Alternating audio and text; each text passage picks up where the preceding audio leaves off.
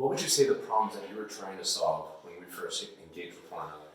Sure. So, looking at our leaders for an organization that you kind of jump into and you acquire the people that you have in very remote, small town manufacturing sites, but very important roles. And these are site leaders generally, and then some headquarters type functional roles.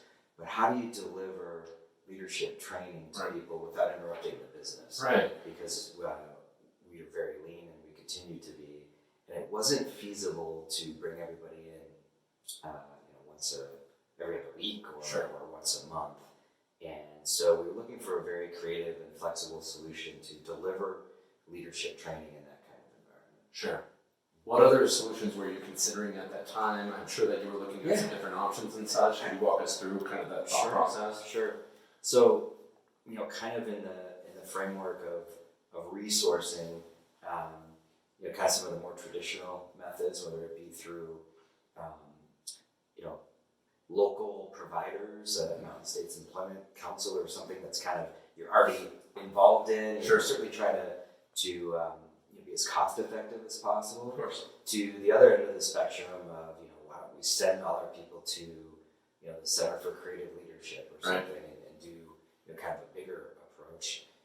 In the end, it really came down to flexibility and someone understanding our business and who we are, and being willing to adapt to us instead of us kind of fitting it into the system that existed. Okay. Looking back and over the journey that we've had over the last couple of years, what do you think would have happened had you not made that purchase? What would things have looked like? So going without, you mean? Yeah. So we are operating in a pretty high turnover environment, high issues environment, meaning you think of a manufacturing plant, people coming in and out, and then high growth on top of that. There's no way we could sustain a level of sanity without some consistency in how we approach leadership, right? And I think we probably would have had a higher turnover amongst our leaders if we didn't provide the cohesiveness and the place for them to go to get answers, not only from internal people, but some external folks. So it would have been really just kind of plugging holes, and it wouldn't have been systematic or programmatic. And I really believe that we'd be in a much different place, not a good place.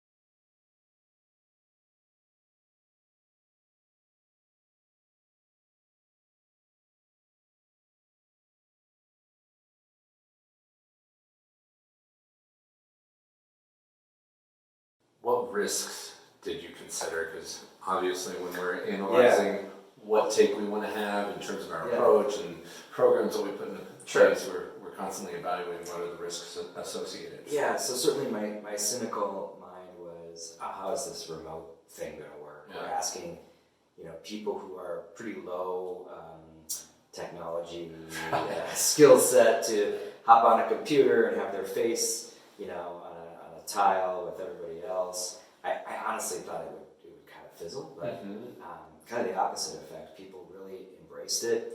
I think they appreciated that they could feel connected and truly connected without having to travel or be in the same room.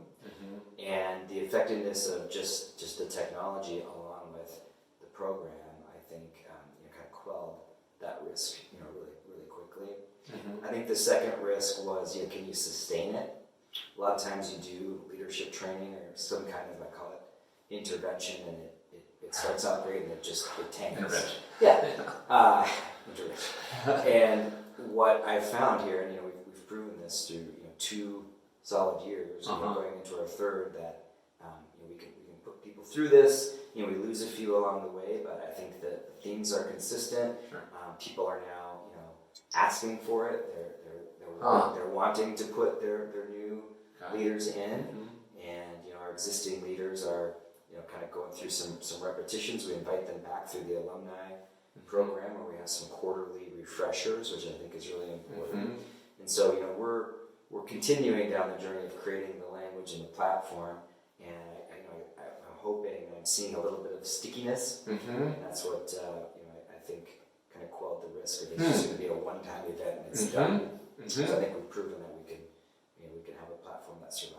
Why would you recommend turning the corners services specifically? Yeah. So again, I talk about flexibility. I talk about true engagement of the company with our company, understanding what we do. Certainly availability. I can email, pick up the phone. I mean, there's instant response, which is super important to me when you're moving so fast. So no bureaucracy. Certainly the value on a per employee basis is extraordinary for what we're getting. And so I look forward to the scalability. As we grow and you grow, I think we're going to continue to build things together that are bigger and better. Very neat. Anything else? No, thanks for the opportunity to talk about it. There's a lot of times when you get asked all these great questions, but it is a journey.